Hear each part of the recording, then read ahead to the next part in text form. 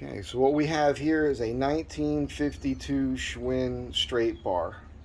That's what I call an urban clunker. I'm going to get into that towards the end of the video because some of you guys will laugh at that. Those of you who are fortunate enough to have trails to ride on close to your house and whatnot.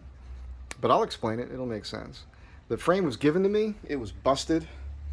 It was broken here and it was busted here.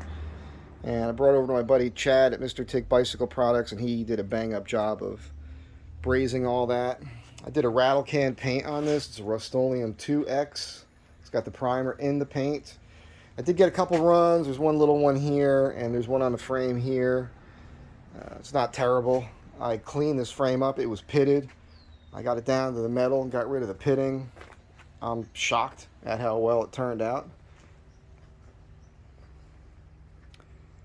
This is a vintage set of Araya hoops. It's got the Japanese NK Super 120 coaster brake, which I've taken apart and rebuilt, or repacked it a while ago. This is a real tough, heavy-duty coaster brake, motocross, wide flange. I think I'm going to pick up a set of, I'll treat myself at some point with a set of Odyssey triple traps in blue for this. Run an old Schwinn cup here, bearing cup that actually says Schwinn on it, which is cool. It's got the Schwinn Sidewinder style fork and chrome. The Schwinn stickers. Got the Suze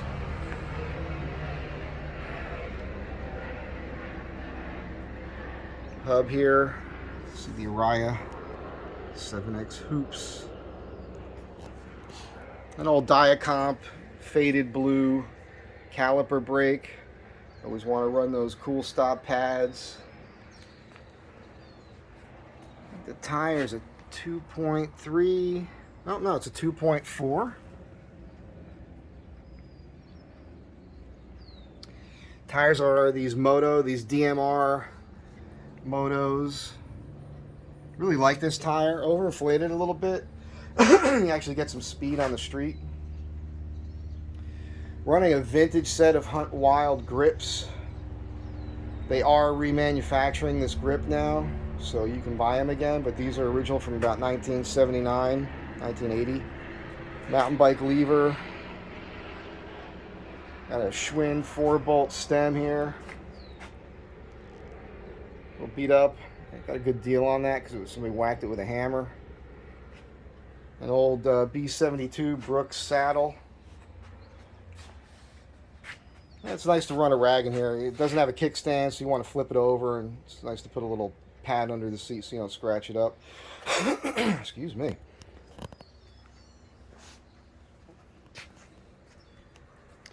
The seat post clamp. It's a vintage Schwinn. It's got the Adolfo Schwinn bolt head on there, which is always, that's a cool touch. The white grease there, that's your white lithium grease. I use white lithium grease for the seat post and the stem. Everything else I use red and tacky Lucas. This is running the upside down, typical what you'd see on a road bike Schwinn headset. These are cool, real smooth. I need a tall Schwinn head badge for this if you got one. Doesn't have to be super nice or perfect. Renthal motocross bars. It's actually stamped right here.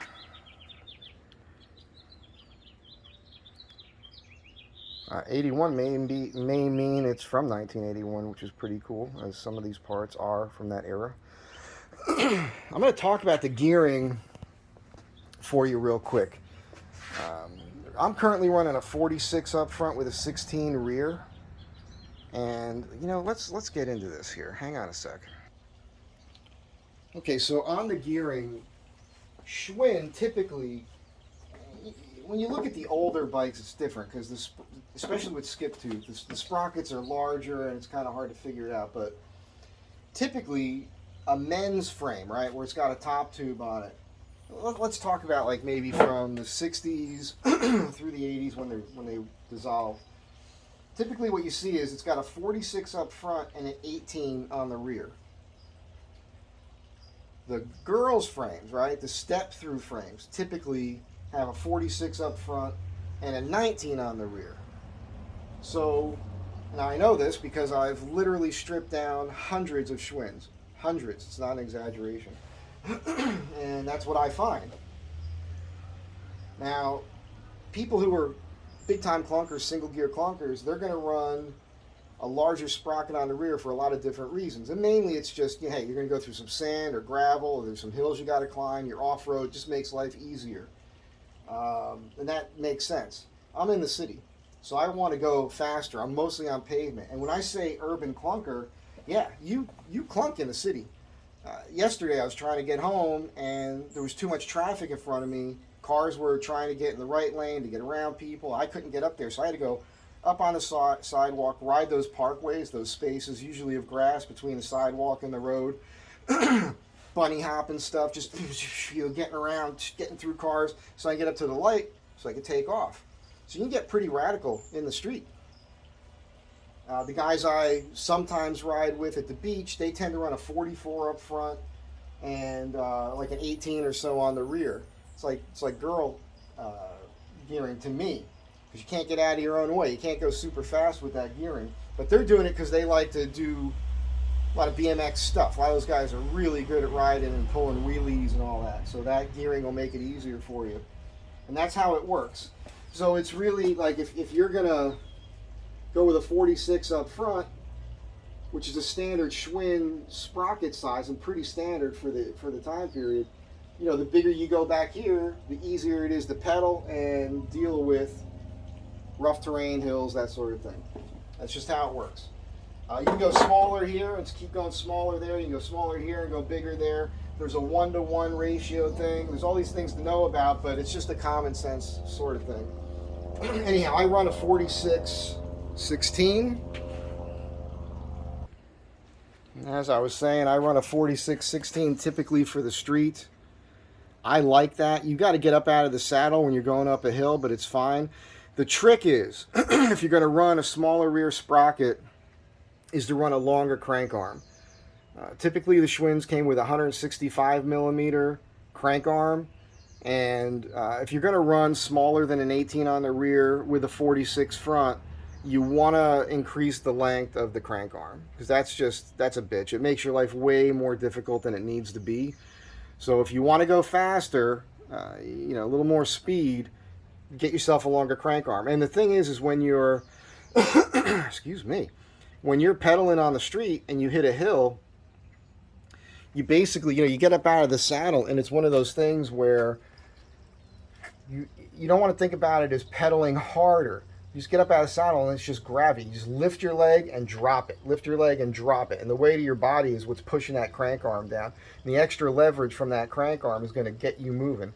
It's a lot easier than you think. So I get it. You think 16-tooth rear sprocket, yeah, if you're running a 165 millimeter crank, you're going to have problems with that. That's a lot harder to do. But you increase the length of the sprocket, the crank arm, and you're golden. Typically on these, these Schwinns have the lower bottom bracket. This one's about 10.5 inches up off the ground to the bottom of it.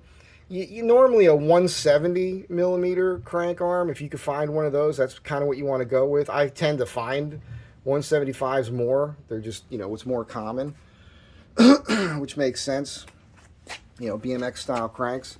But a 170 is usually like a real good sweet spot on these frames. These and the cantilever frames both have kind of a lower bottom bracket. So anyhow, I hope this is helpful. I hope you dig the bike. I do. I did not build this to sell it.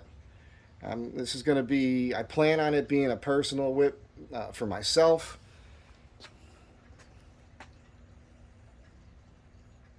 It would be too much money for you to try to talk me out of it. It's got too much into it.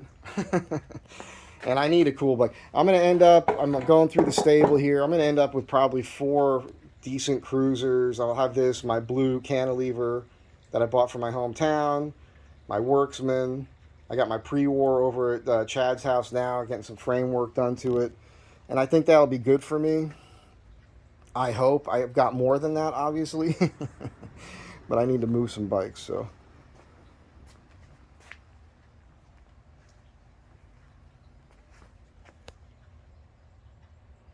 No music because I'm putting this up on YouTube and, you know, I don't want to get busted.